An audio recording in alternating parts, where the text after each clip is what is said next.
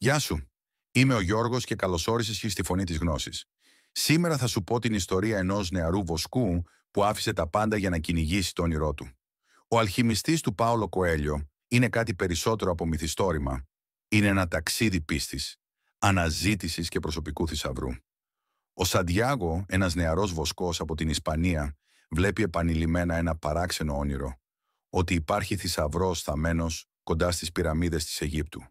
Μπερδεμένος αλλά γεμάτος περιέργεια, συναντά μια τσιγκάνα και έναν μυστηριώδη γέροντα, τον βασιλιά Μελχισεδέκ, που του μιλούν για τη σημασία των ονείρων και της προσωπικής αποστολής.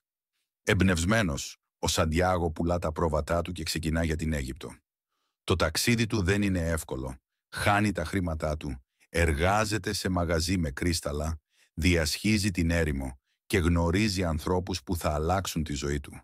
Στην έρημο γνωρίζει τη Φατιμά και βιώνει την αγάπη, αλλά η αναζήτησή του συνεχίζεται. Καθοδηγείται από έναν σοφό αλχημιστή, ο οποίος του διδάσκει ότι η πίστη και η καρδιά οδηγούν στην αληθινή κατανόηση του κόσμου. Φτάνοντας τελικά στις πυραμίδες, ο Σαντιάγο ανακαλύπτει ότι ο θησαυρός δεν είναι εκεί. Όμως, το πραγματικό μυστικό είναι αποκαλυπτικό. Ο θησαυρός βρίσκεται στο σημείο που ξεκίνησε το ταξίδι του, πίσω στην Ισπανία, στο παλιό εκκλησάκι όπου είχε δει το όνειρο για πρώτη φορά. Ο αλχημιστής δεν μιλά μόνο για υλικό θησαυρό, αλλά για τη δύναμη της πίστης στον εαυτό μας και στο σύμπαν. Ο Σαντιάγο πίστεψε στο όνειρό του και παρά τις δυσκολίες δεν το εγκατέλειψε.